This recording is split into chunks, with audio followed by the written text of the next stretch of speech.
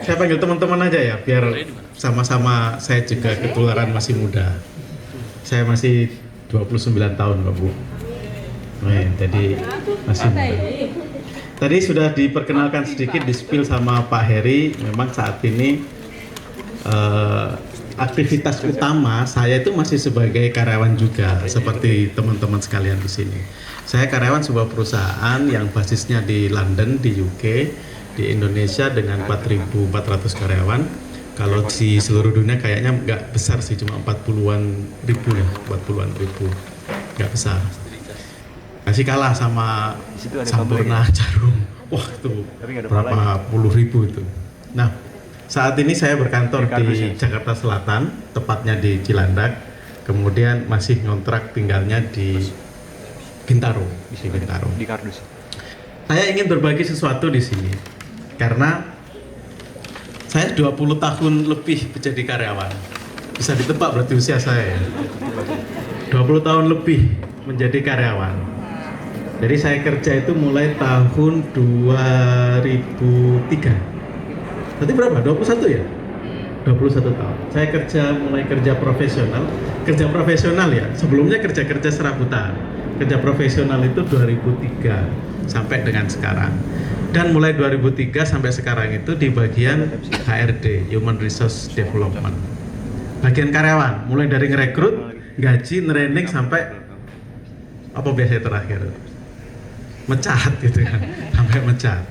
Jadi yang ya segitulah, 21 tahun itu saya jalani begitu. Nah, saya berkaca pada pengalaman pribadi dan beberapa orang yang memang saya melihat itu punya keberhasilan dalam karirnya, baik di perusahaan tempat-tempat saya bekerja, di beberapa perusahaan, maupun saya melihat juga di perusahaan-perusahaan yang lain. Nah, ini akan saya share kepada teman-teman.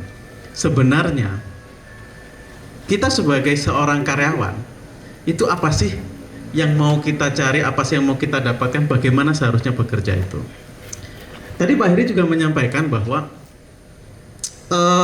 saya juga pengusaha, cuma pengusahanya masih kecil, jadi masih banyak kerja sebagai karyawannya. Tetapi saya juga punya teman-teman yang resign dari perusahaan, dapat pesangon, dapat macam-macam duit, terus bikin usaha. Tahu nggak tingkat keberhasilan karyawan jadi pengusaha itu berapa persen?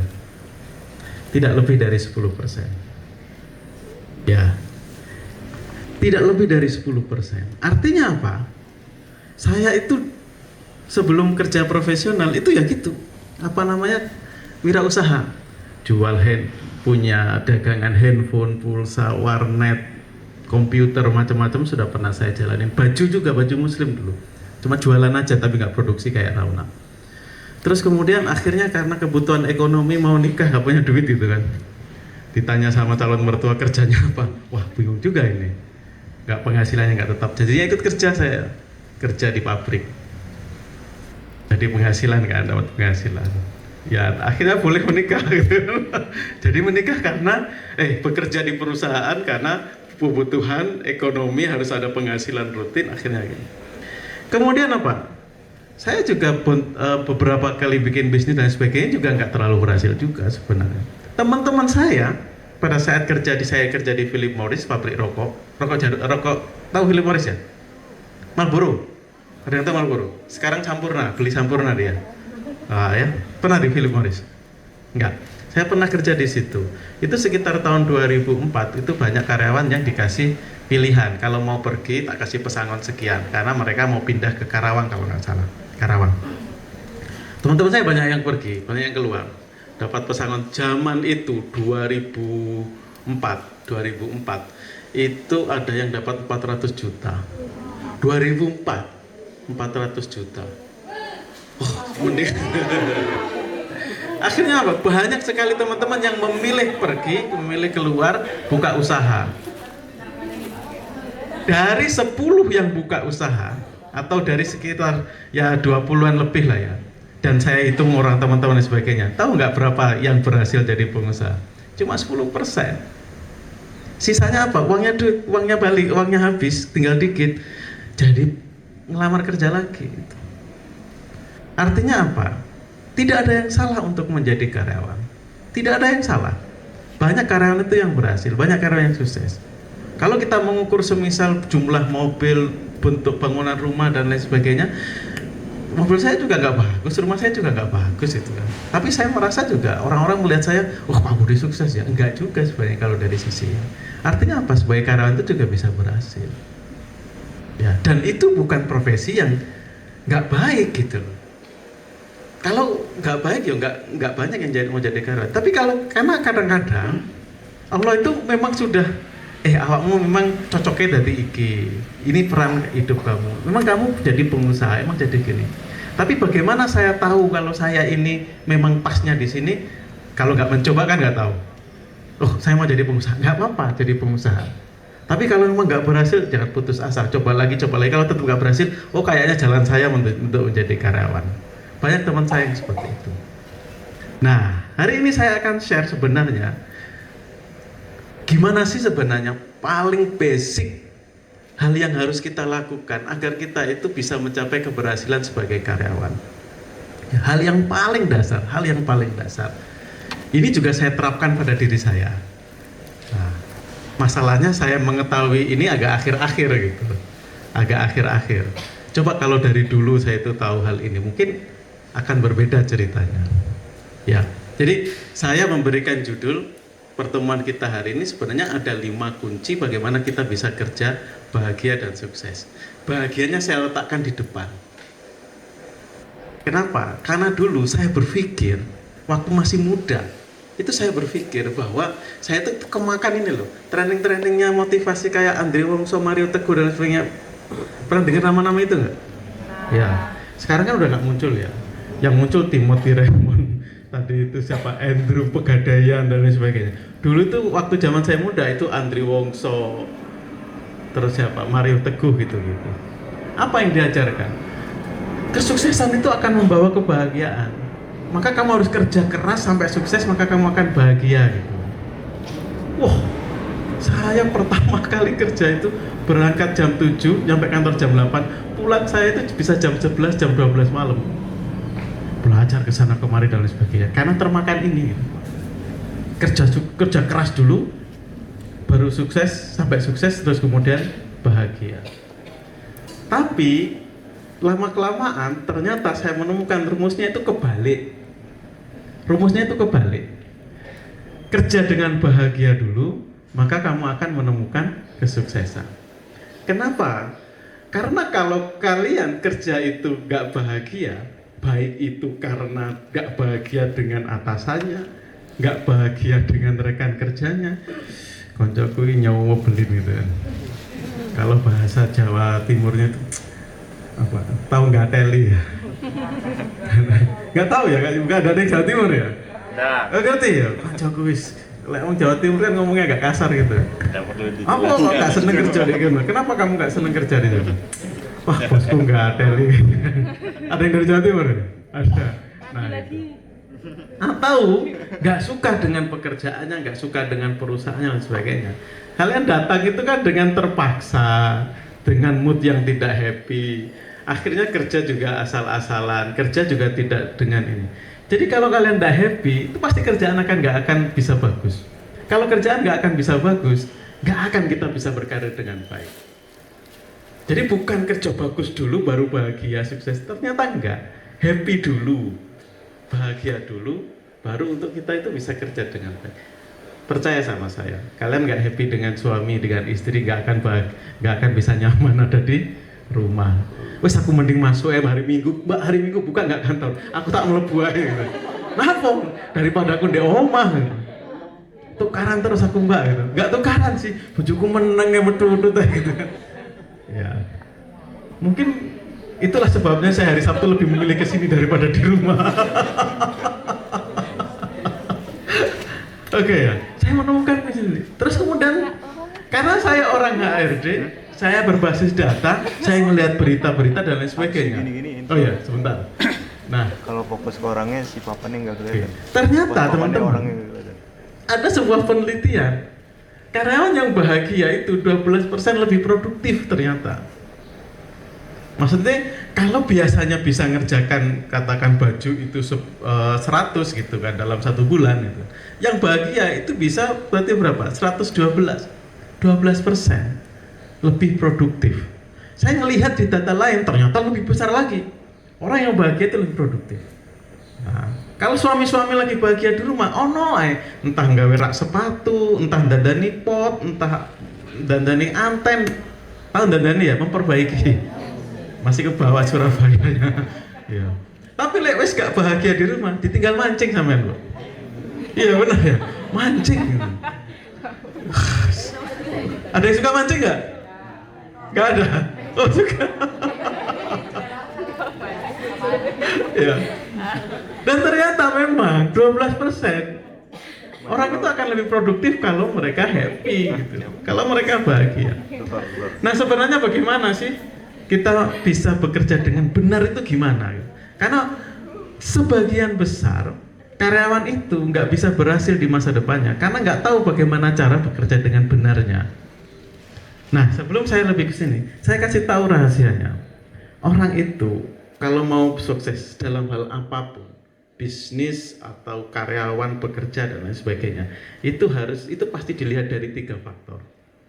Jadi ibu-ibu yang punya anak, nanti anaknya kalau mau sukses, bapak juga ya, itu lihat 3 faktor ini.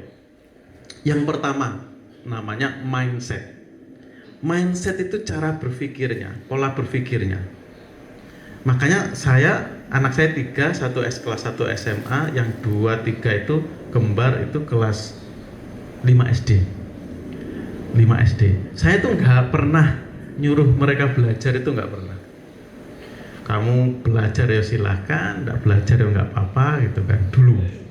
Nah, karena saya belum fokus kepada mereka harus pintar, tapi harus mindsetnya. Contohnya mindset yang saya bangun apa? Tidak ada proses, tidak ada sesuatu yang instan, harus ada proses. Contoh lagi, tidak semua yang kamu inginkan itu akan dapat. Suatu saat kamu itu akan menghadapi kegalauan, kegelisahan, kesedihan, putus asa. Tak barno aja, karena itu pelajaran hidup gitu. Nah, kayak gitu ya, mindset. Mindset itu cara pikir, pola pikir. Itu yang paling penting. Nah, mindset yang pertama, cara pikir. Yang kedua itu adalah namanya skill set. Skill set itu keterampilan untuk mengerjakan sesuatu. Pengetahuan, keterampilan itu namanya skill set.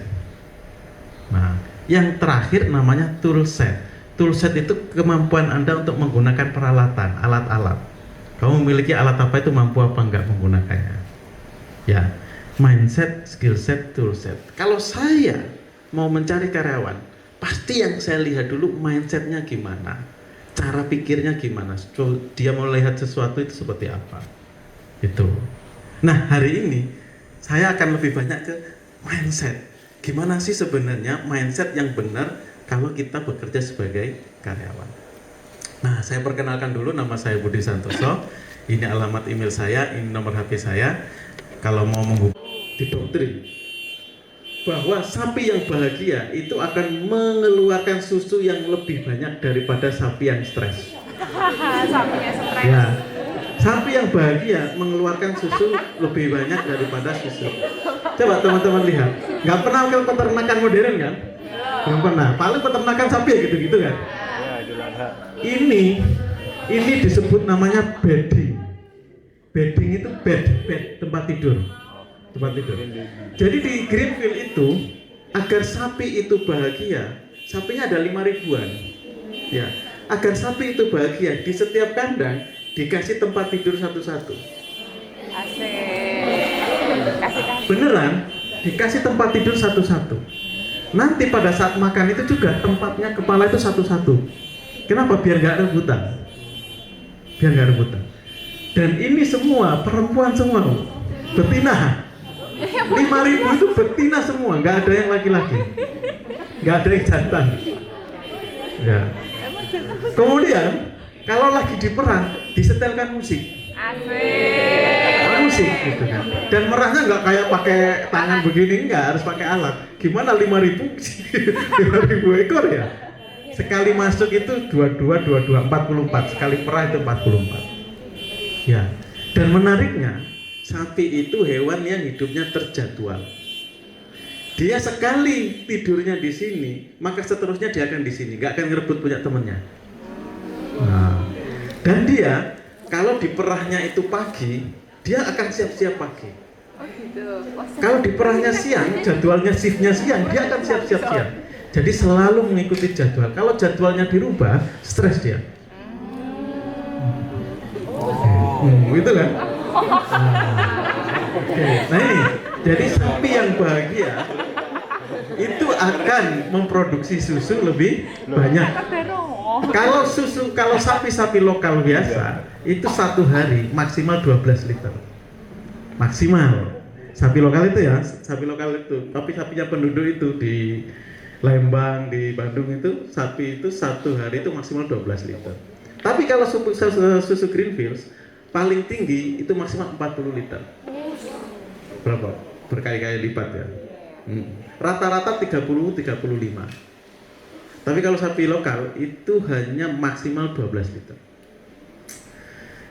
Ternyata orang juga sama, Bu. Pak, kalau bahagia dia lebih produktif. Kok masa disamakan sampai sapi? Kebetulan sama untuk yang ini, untuk yang ini gitu kan, untuk yang ini. Iya. Dan ini ada menarik, saya kembali ke sini ya. Kan kita punya karyawan baru ya. Karyawan baru kalau di training bla bla bla, salah satu terus kan ada ujian ya, ada masa apa? Evaluasi lah, evaluasi. Tahu nggak? Pertanyaan mendasar yang harus mereka paham, harus bisa jawab. Kalau nggak jawab nggak akan lulus. Berapa jumlah puting sapi? Empat. Empat, benar. Pernah ngecek. Pernah ngecek. Empat, Pak. Jadi bisa gantian satu maksudnya. Oke. Ya. Oke. Nah, saya kembali ke karyawan sekarang. Wes, sapi ini ceritanya sapi ini wes mari. Udah selesai. Sekarang saya kembali ke karyawan. Menurut teman-teman di sini, Bapak Ibu Mbak Mas, ada berdasarkan HR Pods dan lain sebagainya ya. Ada survei. Kira-kira apa saja yang membuat karyawan ini bahagia? Yo. Nggak apa-apa, ngomong aja. Kira-kira apa yo? Yang membuat 5 faktor yang mempengaruhi kebahagiaan karyawan. Lingkungan kerja, apalagi? Apresiasi, apalagi? Gaji, apalagi? Sungkan banget lagi ngomong gaji. Kata teman saya gaji Pak, katanya sendiri gitu. Apalagi gaji, apresiasi, lingkungan kerja, apalagi? Nyaman, apalagi? Ayo Pak, yang membuat Bapak Ibu bahagia di sini apa kira-kira? Sesuai bidangnya, kerja sesuai dengan bidangnya, bagus. Apalagi?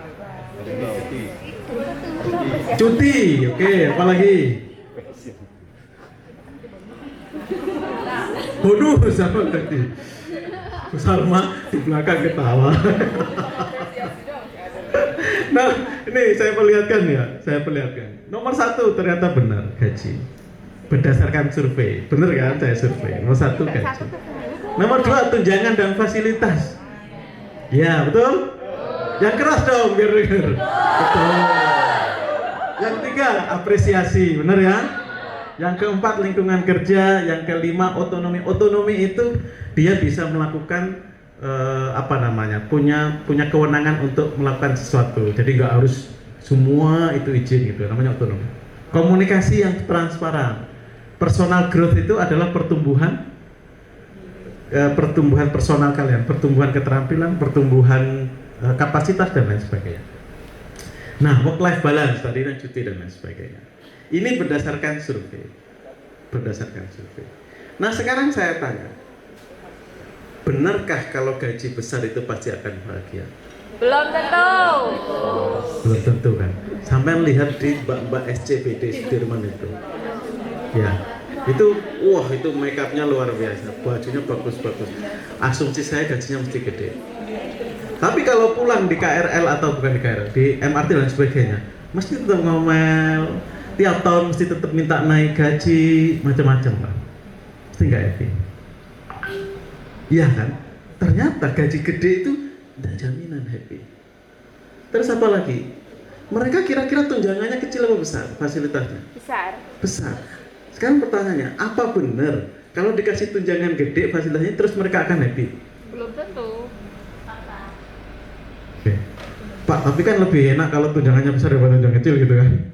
Nah, kan lingkungan kerja, otonomi, komunikasi, work life balance dan lain sebagainya. Apa benar kalau dikasih ini semua terus happy? Gitu? Sekarang saya kasih tahu, Bapak Ibu, sekarang tiba-tiba dapat hadiah, kita kocok nih, 5 juta rupiah. Ya, 5 juta rupiah. Oh, yang menang adalah siapa? Namanya? Mbak Hafifah. Mbak Hafifah dikasihkan Mbak Hafifah. Kira-kira 5 juta mau beli apa? Nonton konser. Konsernya belum ada. Barang apa? Di album. Bingung kamu itu mau suruh beli aja bingung mau kamu. Beli HP Samsung Pak, yang harganya 4 juta sekian, nggak sampai 5 juta. Oke. Bagaimana perasaannya pada saat datang ke counter nerima HP baru, bawa pulang HP baru? Semeringah, happy kan? Datang ke kantor, aku beli HP kemarin dapat ini, happy kan? Seminggu lagi masih kerasa gak happy-nya? Enggak. Kebahagiaan yang tercipta karena materi itu paling lama itu ternyata 14 hari. Sampai punya sesuatu yang baru, mobil baru, HP baru, TV baru, hanya 14 hari kebahagiaan yang dirasakan. Setelah itu kayak biasa. Ya. Anda dinaikkan gaji sekarang dari 2 juta ke 3 juta, kebahagiaan Anda 1 bulan, Bos. Habis itu kayak biasa. Nah, ini ternyata dulu saya juga berpikir begitu. Sehingga kalau gaji saya nggak naik, saya protes. Kalau saya gaji tunjangannya kurang, saya protes. Saya ngelihat gaji saya teman lebih bagus, saya protes. Seolah-olah memang inilah yang akan menjadikan saya sumber kebahagiaan yang saya sebagai karyawan di situ. Karena dulu saya sama kayak gitu. Nah, ternyata waktu naik gaji diturutin dan naik gaji. 1 bulan happy, lebih banyak kan. Gaji naik, cicilan naik. Ya kan? Motor Kubit kok us elek ya, udah jelek ya. Ganti Vario bagus ini kayaknya. Ganti Vario, soalnya dapat ini. Kurang lagi tuh. 1 tahun lagi bos, gaji saya kok nggak naik ini. Gaji saya tahun ini naik berapa? Itu loh. Ya ternyata bukan itu. Terus bagaimana? Ternyata kebahagiaan itu, ini kata Agim ya. Asik. Bandung saya, beneran itu. Saya itu waktu di Malang itu punya kebiasaan habis subuh manasi mobil, ngeluarin mobil dari garasi. Karena garasinya jadi toko. Kalau siang, jadi harus saya keluarin, nanti tokonya buka. Habis subuh itu langsung otomatis radio nyala di mobil, ada Agim. Waktu saya galau-galaunya masalah gaji. Ternyata ada bilang begini bilangnya di ceramahnya itu, kebahagiaan itu sangat dekat. Orang itu nyari kebahagiaan, sebenarnya kebahagiaan itu sangat dekat dengan kita. Di mana kebahagiaan itu berada di dalam hati yang lapang. Kalau meja ini atau rak ini ya, rak di ruangan ini itu kelihatan besar. Tapi kalau rak ini kita pindahin ke GBK Senayan, lapangan bola, rak ini akan kelihatan kecil. Masalah kecil di hati yang sempit jadi besar. Masalah besar di hati yang lapang jadi kecil. Makanya sebenarnya happiness, kebahagiaan itu sumbernya, letaknya ada di hati yang lapang. Nah, bagaimana cara kita mendapatkan kebahagiaan dalam pekerjaan kita? Nah, sebelum saya kasih tahu, saya kasih disclaimer dulu. Teman-teman boleh ngikuti, boleh percaya, boleh mempraktekkan, boleh juga tidak. Ya. Kalau tidak mempraktekkan, selamanya nggak akan ada perubahan. Itu pilihan. Tapi kalau Anda mempraktekkan, kemungkinan ada keberhasilan di depan. Karena saya juga sudah mempraktekannya. Apa pertama? Yang pertama adalah, kunci pertama kali kita bisa happy, itu adalah bersyukur. Kenapa kok perlu bersyukur? Teman-teman sekalian, ini saya kasih tahu kenyataannya. Sariwangi udah tutup pabriknya. Brandnya mungkin masih ada, dibeli Unilever. Brandnya doang, pabrik itu tutup. Ya. Kemudian Nyonya Menir, jamu itu tutup. Saya nggak tahu udah berapa ribu karyawan yang mereka PHK Nyonya Menir sama apa namanya? Ya, 7-Eleven udah nggak ada di Indonesia. Tapi anehnya Watson, Family Mart masih ada ya, masih bertambah. Tapi 7-Eleven udah nggak ada.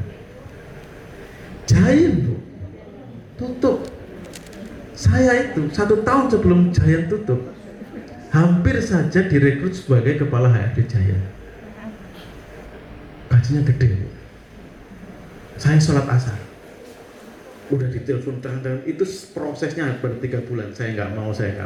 Saya diinterview di situ loh, di Mall Jakarta Selatan, Gandaria City, 2 kali dapat direkturnya.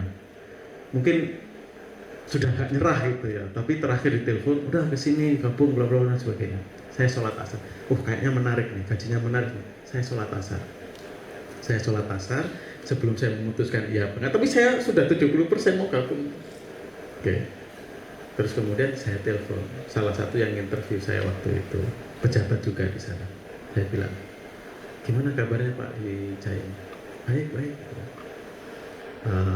Kebetulan saya cukup punya hubungan dekat ya. Terus dia tanya gitu, tapi jangan bilang siapa-siapa ya, saya mau resign. Kenapa? Ya karena begini. Waduh gitu.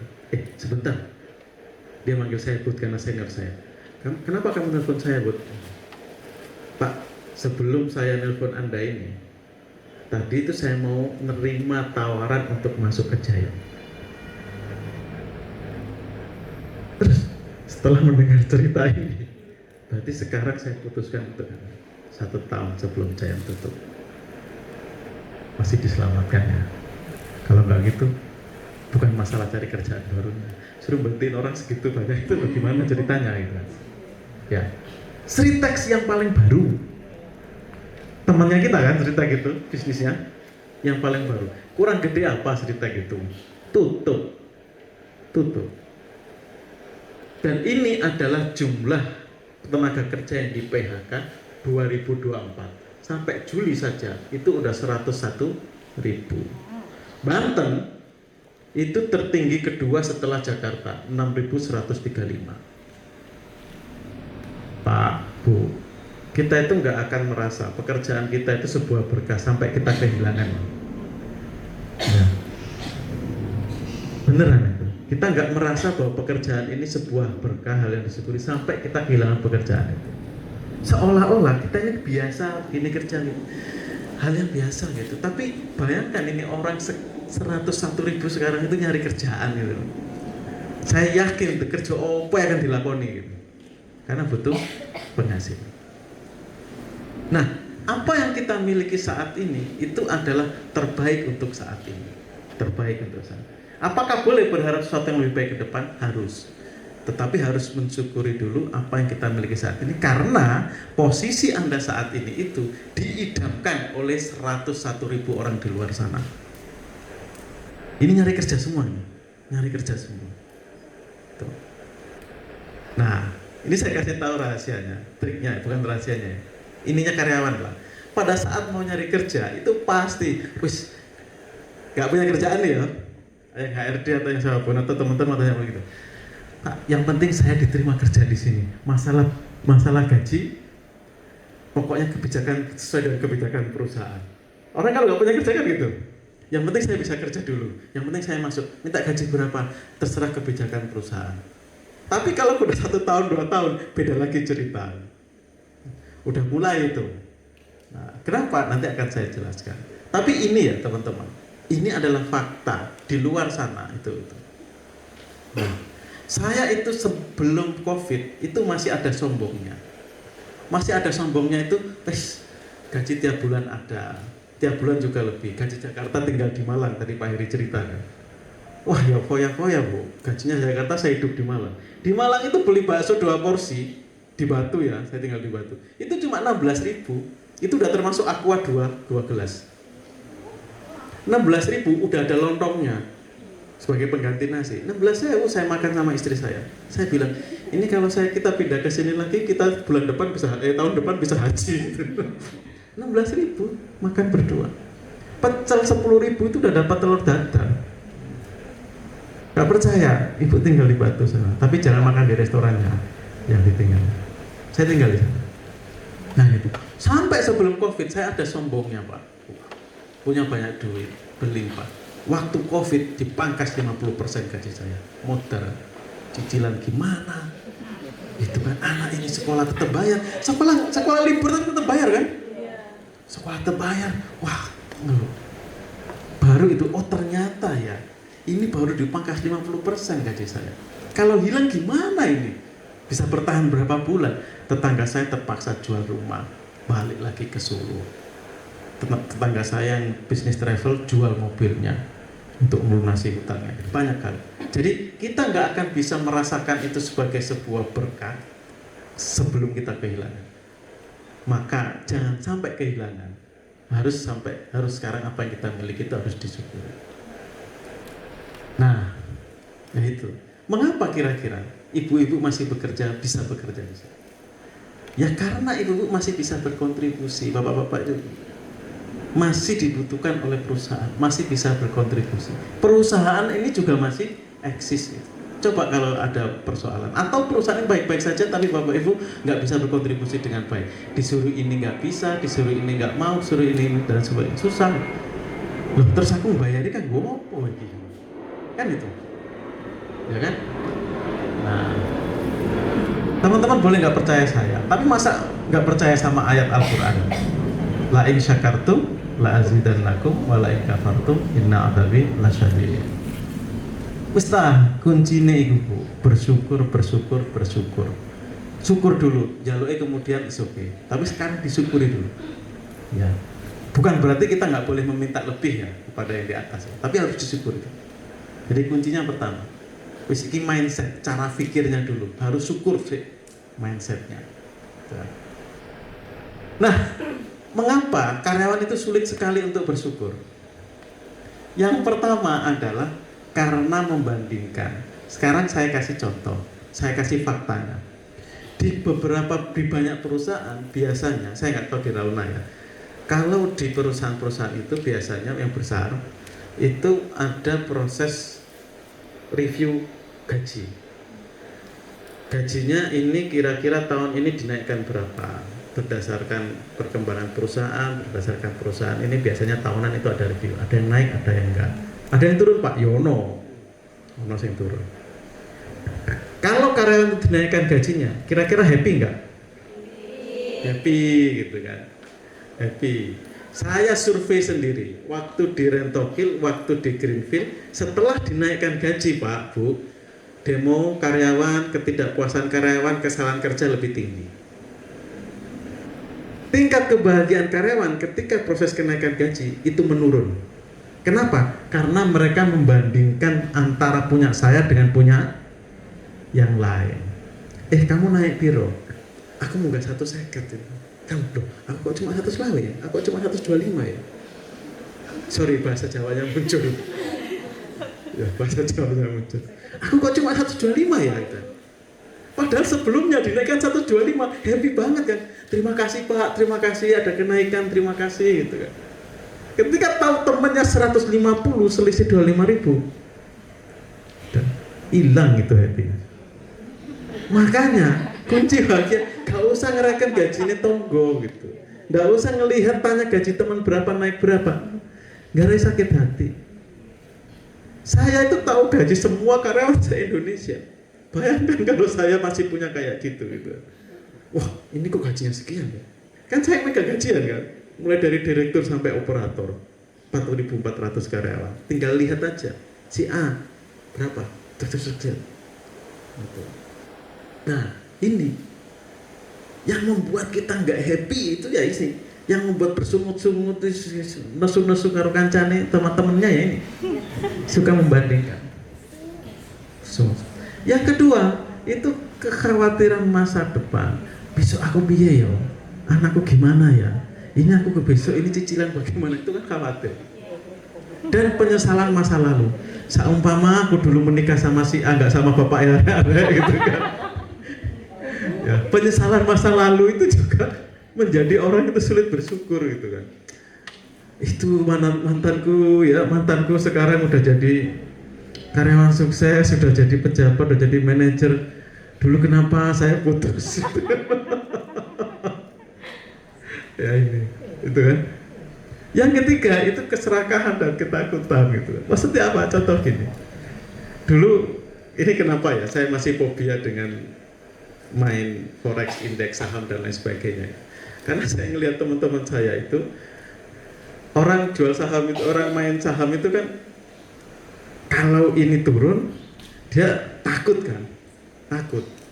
Tapi kalau ini naik serakah kan muncul itu kan, jual gitu kan. Tapi kalau ini ada takut, jadi orang akan sulit merasakan kebahagiaan kalau ada keserakahan dan ketakutan.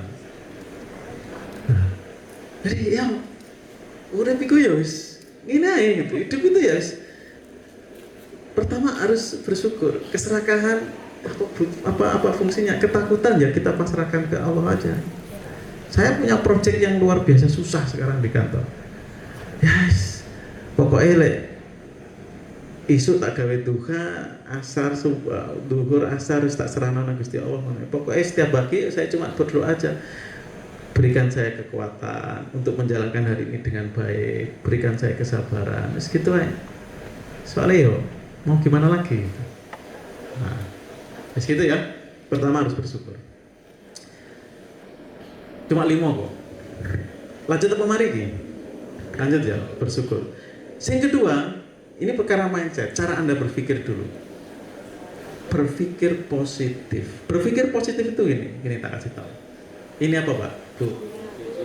Kelinci? Burung? Burung apa kelinci? Bebek. Oke ya, lihat. Kalau melihatnya ke arah sini kayak kelinci ya. Kalau menghadap ke sini kelinci. Kalau menghadap ke sana? Kambing? Bebek. Oke, bebek. Bebek ya. Ada yang melihat panda nggak? Coba cek. Ada yang melihat panda nggak, Pak, Bu, Mas? Nggak ada? Nggak ada? Ada yang lihat panda? Alhamdulillah. Karena memang nggak ada. Kalau ada yang lihat panda, bahaya. Gimana ini gitu? Punya indera keenam kali ya. Melihat penampakan. Ini nggak ada pandanya. Nih, berapa kotak? Berapa bujur sangkar yang ada di sini? Yakin? 10 1, 9, 10. Yo, coba cek lagi. Berapa bujur sangkar yang ada di gambar ini? Nggak ada. 1, 9, 10. Berapa? 14. Ya apa? Apa karepmu Mas? Coba Mas, jelaskan Mas. Jelaskan. 14 itu gimana ceritanya? Kalau menurut saya 14 ini 1 yang besar, 2 ini 2, 3, 4, 5, 6, 7, 8, 9, 10. 10, kemudian di sini ada apa lagi? 11, 12, 13, 14. Oke. 14 dari dia ya. Yang 9 pasti ini kan? 1, 2, 9. Yang 1 Pak sebenarnya ini 1, cuma di kotak-kotak aja gitu kan. Ya kan? Nah, Pak yang benar berapa? Yang benar semuanya. Yang nggak benar itu yang nggak tahu bujur sangkar itu apa Pak? Itu yang itu ini yang mana? Ini angka berapa? Taunya nggak ada sangkar. 6. 6 apa 9? Kalau dari sini? Nah, kalau dari sini? Dari sudut mana ini 6, 9? Ya. Nah, teman-teman sekalian. Sorry, ini dulu, satu lagi. Berapa balok ini? 4, 3. Empat sama tiga. Ayo, bulut. Empat sama tiga. Dari sini? Dari sini? Pernah nggak berantem sama istri sama gara-gara kayak gini? Pak, ini loh Pak. Enggak, aku kemarin tiga lihatnya. Bukan Pak, empat. Aduh, matamu itu ada di mana? Ngelihat nggak sih? Gitu. Gara-gara begini. Teman-teman sekalian, ini menunjukkan bahwa inilah yang paling penting. Ini menunjukkan bahwa cara kita memandang sesuatu itu bisa berbeda sehingga bisa memunculkan pendapat, ide, tindakan atau pemikiran yang berbeda. Ini benar. 1, 2, 3, 9, ya is okay. Ini benar, yang bilang 1 ya benar juga. Dari mana 1? Ini yang 14 ya benar juga karena cara ngitungnya, cara pandangnya begitu. Yang bilang ini 6 ya benar, yang bilang ini 9 juga benar. Karena dari sini melihatnya berbeda. Nah, pengusaha dan karyawan itu seperti itu. Kita itu melihat dari sudut pandang karyawan, Pak Heri Bu Salma melihat dari sudut pandang perusahaan. Kalau otot-ototan, ngengkel-ngengkelan itu kayak gini. Sekarang saya kasih tahu. Oke, karyawan nanti kalau bilang setuju yang keras ya. Karyawan itu berpendapat bahwa saya akan bekerja keras kalau digaji besar. Setuju. Setuju. Oke. Padahal pengusaha itu punya pandangan gini, kamu kerja keras dulu, baru nanti tak gaji besar. Jangan digaji besar dulu baru kerja keras. Ya kan? Kalau karyawan itu pengennya gaji gede dulu, aku ya kerja kalau gaji gede, kerja keras gitu kan. Jadi nunggu gaji gede dulu baru kerja keras. Kalau pengusaha nunggu kamu kerja keras dulu, ada usaha, ada hasil, tak gaji lebih besar. Gak pernah ketemu, tukaran terus jadinya. Yang benar gimana? Lek gak mau ngalah gak akan ketemu, harus seimbang. Seimbangnya gimana? Oh iya, yang punya duit siapa? Karyawan atau pengusaha? Pengusaha. Yang punya perusahaan siapa? Pengusaha atau karyawan? Pengusaha. Yang melamar kerja siapa? Karyawan. Karyawan. Jadi sebenarnya kita harus mengikuti sudut pandang pengusahanya apa sudut pandang karyawannya? Benar itu, benar itu. Jadi Bu, sekarang saya kasih tahu, nggak ada cerita di perusahaan manapun, Anda pindah kemanapun, nggak ada cerita, nggak ada cerita. Tadi saya sudah tunjukkan, saya pernah diundang ke bla bla dan lain sebagainya. Saya sudah buktikan, nggak ada cerita pengusaha itu akan memberikan gaji besar terlebih dahulu, baru biar karyawannya kerja keras, enggak. Yang ada itu semua perusahaan itu akan melihat bagaimana karyawannya bekerja, baru akan memikirkan ini kenaikan gajinya berapa, gajinya dikasih berapa. Kerja dulu, baru ada gaji. Bukan gaji dulu, baru ada pekerjaan. Terserah sampai mau nurut siapa. Enggak bisa Pak, saya pokoknya harus ini. Loh ya apa gitu. Nah, di mana-mana gitu, pindah kemanapun itu lo nggak ada begitu. Ya. Jadi ya kuncinya harus saya tunjukkan dulu. Nah ini ya mindsetnya. Caranya gampang. Kalau pengen mendapatkan hati dari pengusaha itu gampang. Bapak pengennya saya seperti apa? Bapak pengennya saya bagaimana? Saya perform apa? Oke, Bapak pengennya ini gimana? Saya bilang gitu. Saya pengennya ini hasilnya 10. Oke, saya kasih 11. Saya kasih 12. Saya nggak akan pernah ngasih 10. Tapi saya usahakan selalu lebih. 3 tahun berturut-turut tim saya juara tim HRD terbaik se-Asia 2023, 24, 25 ini. Se-Asia loh, HRD se-Asia dan Tokyo Asia 3 tahun berturut-turut. Nah, Bapak maunya apa? Saya malah challenge. Bapak maunya berapa? 10, saya kasih 12. Maunya 15, tahun depan saya kasih 16. Selalu saya kasih lebih. Memang gitu. Saya pasrahkan aja. Makanya kalau dikasih bonus lebih atau apa itu, ya bonus lah gitu kan. Rezeki lah. Nah yang ketiga, setelah berpikir positif, pikir positif ya. Yang ketiga itu harus ikhlas. Tadi itu Pak Heri menyampaikan ikhlas itu. Cuma saya kasih tahu ciri karyawan bekerja ikhlas itu apa? Ada 4. Kalau saya ngelihat karyawan ini kerjanya ikhlas apa enggak, saya lihat dari 4 hal. Yang pertama, tanggung jawabnya sampai selesai, kerjaannya diselesaikan, ya. Menjaga mutu kerja, nggak hanya selesai, bos selesai, tapi hasilnya bagus. Lek sekedar selesai itu akeh sing iso, tukang gitu ya. Sekedar bangun itu selesai itu bisa, tapi kalau botolnya rapi, pelurannya apa nggak tahu tuh, apa bahasanya di sini, acinya halus gitu kan, itu kan jarang. Terus ngecatnya rapi, kalau hanya sekedar selesai bisa, maka harus menjaga mutu. Nomor 3, tepat waktu. Ya, tepat waktu. Kalau bisa masuk jam kerja jam 8 kurang udah. Pulang jam 5 lebih baru pulang. Oke. Di kantor saya jam 8 itu jam kerja. Saya paling lambat itu jam 8 kurang 15 sudah masuk. Padahal saya itu nyampe kantor itu setengah 8, nyampe parkiran itu setengah 8. Ke musola dulu gitu kan. Tidur dulu ya saya usahakan masuk kerja itu masuknya lewat musola, pulangnya nanti sebelum ke rumah itu ya ke musola dulu. Jadi auranya itu aura sholat lah, aura dari musola lah gitu.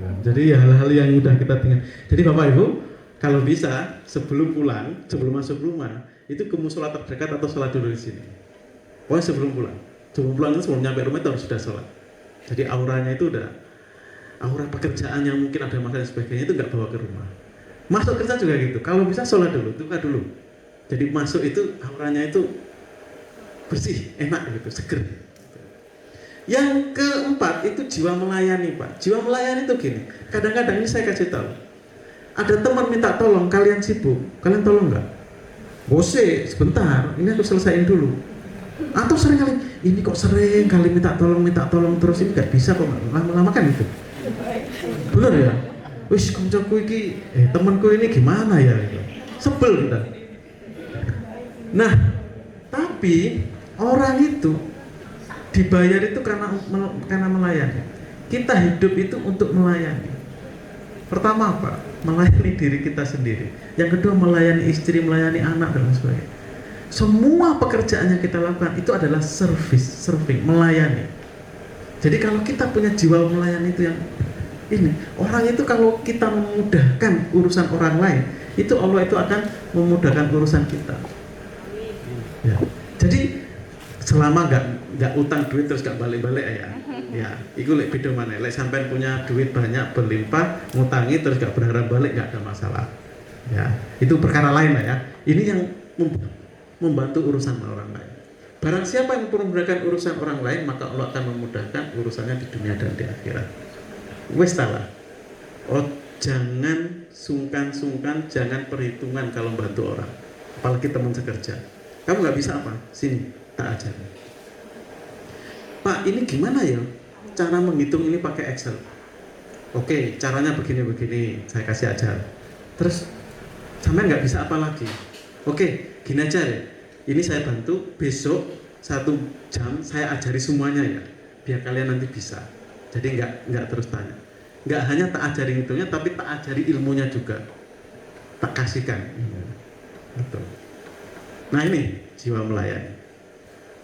Nah, yang keempat itu harus kerjasama. Ini yang menarik. Mudah-mudahan bisa ke play.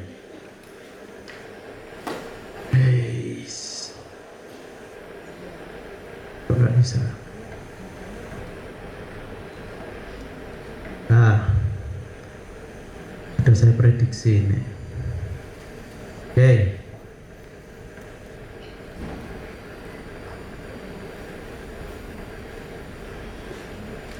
Tapi ini bahasa Inggris, nanti saya jelaskan. Nah, bisa lah.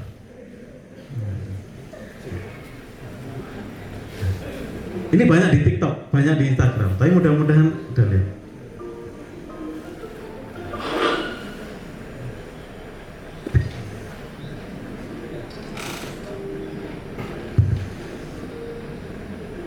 Nah, ini seolah-olah ini adalah pekerjaan sebuah ya pekerjaan atau project lah ya, pekerjaan. Ini ditugasi untuk menghandle pekerjaan itu. Nah. Oh, ini karyawan teladannya perusahaan. Ya. Pak Bos, ini pokoknya job ini saya tanggung jawab, tapi kayaknya berat ini. Kasih tim dong, kasih tim. Dikasih tim, oh bantu timnya, dorong dari samping, ya bantu. Ya. Wah kurang cepet nih hasilnya, kasih lagi Pak Bos tim. Oh, ada karyawan tim. Ya kan? Ya kadang bantu, ya di satu sisi bantu, tapi di satu sisi yang lain juga ngabot-ngabot, berat-beratin gitu loh kan? Berat-beratin.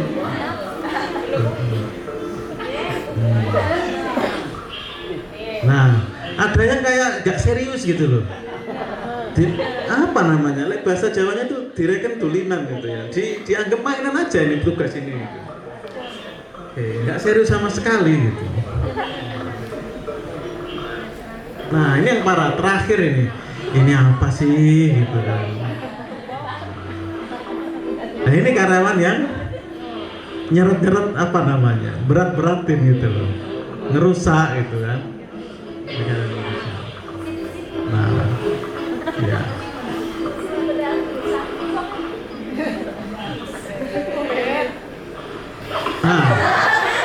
Ganggu temennya dia.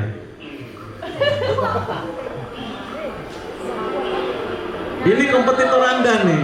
Ini kompetitor Anda nih.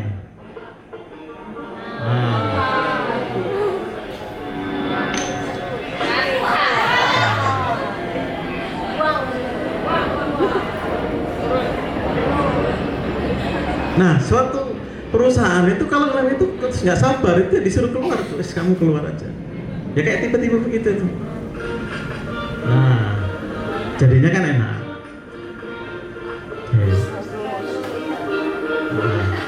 Iya kan?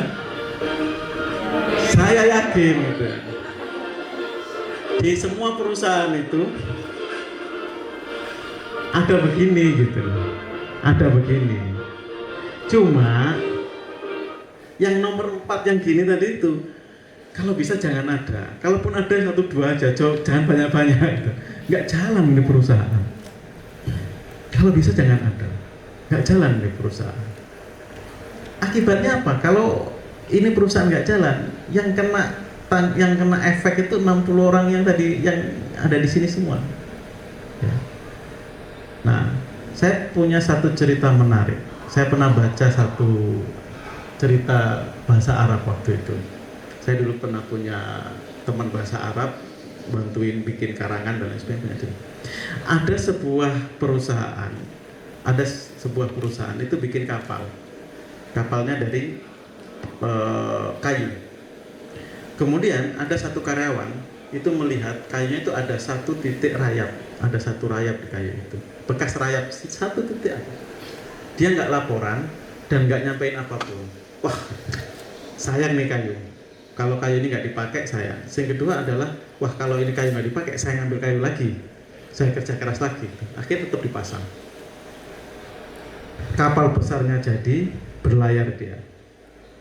Di tengah perjalanan, rayap yang awalnya 1 jadi 2, jadi 3, jadi 4, jadi 5. Di tengah-tengah lautan, rayap ini melubangi kayunya. Apa yang terjadi? Bocor, kapalnya tenggelam. Itu adalah gambaran sebuah perusahaan. Kalau ada satu karyawannya saja yang tidak melakukan pekerjaannya dengan benar, satu pekerjaan itu bisa menimbulkan kebocoran pada kapal dan kapalnya tenggelam. Dulu sebelum Bluebird bagus, besar, itu ada satu taksi. Saya lupa namanya, taksinya. Taksi itu ada satu karyawan, sopir taksi itu ada satu karyawan yang tidak mengembalikan barang penumpang yang tertinggal. Apa yang terjadi? Penumpang itu ngomong ke sana kemari. Ternyata penumpang ini sebuah pimpinan di perusahaan. Linknya banyak, temannya banyak. Dia menyampaikan ketidakpuasan itu kemana-mana. Apa yang terjadi? Hanya satu ulah dari satu karyawan itu, maka perusahaan ini jadinya tutup. Ini sebelum Bluebird besar ya, taksi sebelum Bluebird. Jadi efek daripada kita atau pekerja yang nggak amanah itu efek kepada satu kapal struktural, satu perusahaan secara keseluruhan. Nah, pasti perusahaan itu nggak mau begitu. Maka perusahaan itu harus mengambil tindakan kalau ada potensi yang sedemikian rupa. Makanya, what is this?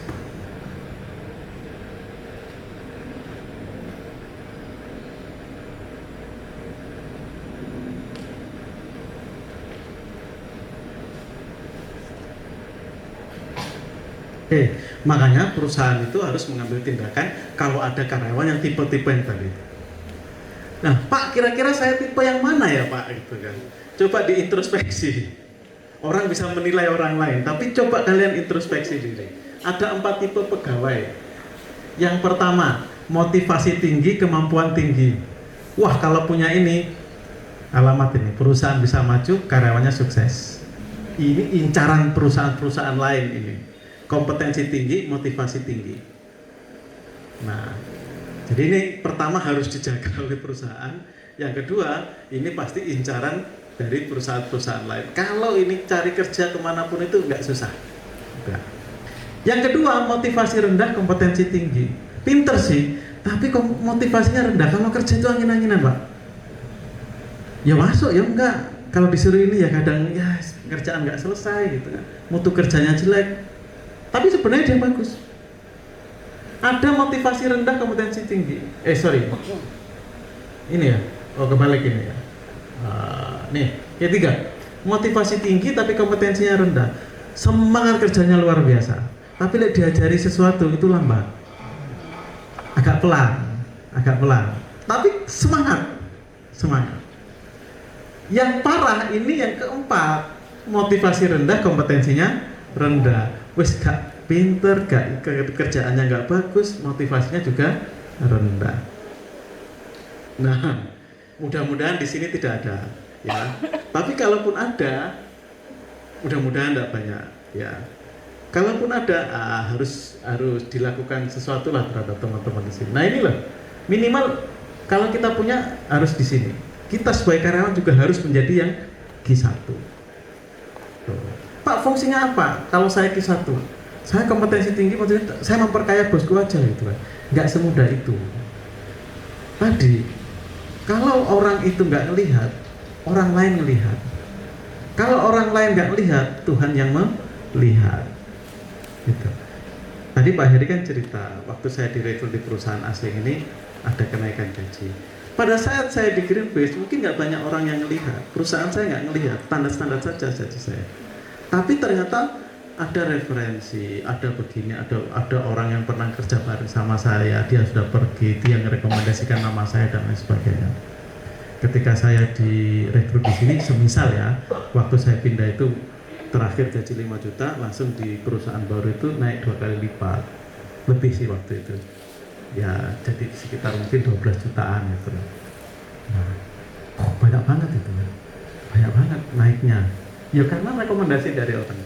Kalau orang nggak melihat, kalau tim kita nggak melihat, bos kita nggak melihat, orang lain lihat. Orang lain itu yang akan merekomendasikan kita. Kalau orang lain nggak melihat, Tuhan yang melihat. Allah sendiri akan merekomendasikan kita. Jadi nggak serta merta kalau saya punya di sini terus hanya mensejahterakan bos saya, enggak. Itu akan kembali ke kita. Itu akan kembali ke kita. Karena reputasi itu punya sampean. Reputasi itu apa? Kalau saya kenal Aziza, terus ditanya, kenal Aziza nggak Pak? Kenal gitu kan. Gimana menurut Bapak? Aziza itu begini-begini. Itu reputasi. Kenal sama Mbak si apa nggak semisal? Kenal, kenapa? Mau direkrut? Nah, ini contoh. Ada yang WA saya, Pak kenal ini nggak kemarin? Kenal, kenapa mau direkrut? Nggak Pak, saya masih mau baca CV-nya. Kalau dia mau merekrut, saya pasti nggak rekomen. Jangan direkrut, karena ini terakhir kali kerja sama saya itu begini. Itu namanya reputasi. Reputasi itu, kalau Anda di sini, reputasi itu melekat di Anda. Tidak punya perusahaan, tapi punya Anda. Nah reputasi ini, itu yang akan. Ya? Yang terakhir adalah perbanyak sedekah. Sedekah bisa apa saja. Ya. Perbanyak sedekah. Oke. Kenapa? Tidak perlu menunda untuk berubah. tidak perlu menunda untuk menjadi lebih baik, tidak perlu menunda untuk sedekah, tidak perlu menunda untuk hal-hal yang saya lupakan. Karena bisa jadi hari ini adalah kesempatan terakhir kita. Ya, kesempatan terakhir. Kan nggak mesti kita besok masih hidup kan? Ya kan? Jadi anggaplah, lakukanlah yang terbaik hari inilah. Karena belum tentu besok kita itu masih bisa ke sini. Ya, sekali lagi, nah ini ada 5 hal yang perlu saya sampaikan. Ini terkait dengan mindset kita sebagai karyawan. Yang pertama tadi apa? Bersyukur. Yang kedua berpikir positif. Yang ketiga bekerja dengan ikhlas. Yang keempat harus mau bekerja sama. Yang kelima harus bersedekah. Udah ya, habis. Oke, ada pertanyaan? Wus, gak apa-apa nih tuh. Satu penanya kali ya, terakhir. Oke. Satu penanya aja ya, Mas. Iya, oke. Silakan, Mbak. Gak apa-apa, langsung aja pertanyaan nanti saya jawab bareng. Saya jawab bareng. Ya, ada, dia bisa mic-nya. Pakai ini aja. Oh, langsung aja, oke. Ya langsung aja Mbak Adel apa? Salam kenal Mas Budi, saya Adel. Di sini saya mau tanya terkait ambisi dengan rasa bahagia ataupun burnout. Nah, di situ kadang saya merasa ambisius dan kemudian mencapai rasa ambisi itu menjadi suatu kebahagiaan. Namun di waktu yang lain itu akan menjadi burnout. Nah, ambisi saya akan low. Nah, itu gimana cara menjaga keseimbangan antara ambisi saya dengan rasa burnout supaya tidak burnout kelamaan seperti itu. Terima kasih. Oke, terima kasih. Tadi sekalian saya jawab. Safa ya? Ya Pak, perkenalkan nama saya Safa. Pak Yudi, perkenalkan nama saya Safa. Saya ingin bertanya terkait tentang sukses. Definisi sederhana tentang sukses itu apa sih Pak? Karena banyak dari kita mikirnya sukses tuh harus begini, harus sarjana, harus punya uang segini gitu. Jadi sukses yang sederhana itu seperti apa menurut Bapak? Oke. Terima kasih. Thank you. Well, saya kasih tadi itu ya. Teman-teman, ambisi itu bagus. Tapi kalau kalian berambisi mengajar ini terus kemudian kurang berhasil, itu jadi burnout kan. Ya, ambisi itu akan jadi stres. Kalian mengejar ambisi itu pertama kalau tidak tahu apa yang harus dilakukan. Punya keinginan tapi nggak tahu apa yang harus dilakukan. Ya. Kalau dari saya, tipsnya begini. Set tujuan kalian. 2025 saya mau ngapain? Rencanakan untuk mencapai 2025 ini apa yang harus saya lakukan? 1, 2, 3, 4, 5. Setelah itu, kalau orang kan biasanya ikhtiar terus tawakal. Tawakalnya di belakang. Kalau saya balik, saya tawakal dulu, baru saya ikhtiar. Ya. Mantranya 3. Saya mulai dengan Bismillah. Saya lakukan dengan la haula wala quwata illa billah. Apapun yang terjadi, saya akan mengatakan alhamdulillah. Dah, itu aja mantranya udah. Jadi saya punya set tujuan. Oke, project ini go live atau harus berhasil dan harus go live bulan ini. Saya punya tujuan ini, saya punya langkah-langkah seperti ini, saya tawakalkan. Ya Allah, sekarang saya berserah. Saya berserah apapun hasilnya. Selanjutnya saya ikhtiar. Ini yang saya lakukan. Mulai hari Bismillah, lakukan dengan la haula wala quwata illa billah. Apapun hasilnya, tetap alhamdulillah. Ya, itu akan mengurangi burnout kamu. Oke. Ya. Yang kedua, apa sih definisi sukses yang sederhana itu? Kalau kamu baca buku 50 buku tentang sukses, definisi akan ada 50. Kalau kamu bercerita atau tanya ke 100 orang, definisi akan berbeda-beda sukses. Ada yang mengukur secara materi, ada yang mengukur secara. Tapi menurut saya, kesuksesan itu adalah ketika kita bisa lebih baik hari ini, bisa lebih baik dari kemarin, dan besok bisa lebih baik dari hari ini. Ada progres untuk menjadi yang lebih baik. Lebih baik dibandingkan dengan siapa? Dengan diri saya sebelumnya, bukan dengan orang lain. Ya. Jadi kesuksesan itu nggak perlu ada ukuran dari orang lain. Kita sendiri yang akan menentukan ngukur. Ngukurnya dari apa? Saya kemarin gimana? Saya tahun lalu bagaimana? Tahun ini harus lebih baik. Ketika kamu ada progres lebih baik, menurut saya itu adalah keberhasilan yang kamu capai. Kesuksesan. Okay. Tepuk tangan dulu. Ya. Nah, mari kita akhiri sesi ini dengan kita berikrar dan berniat kepada diri sendiri.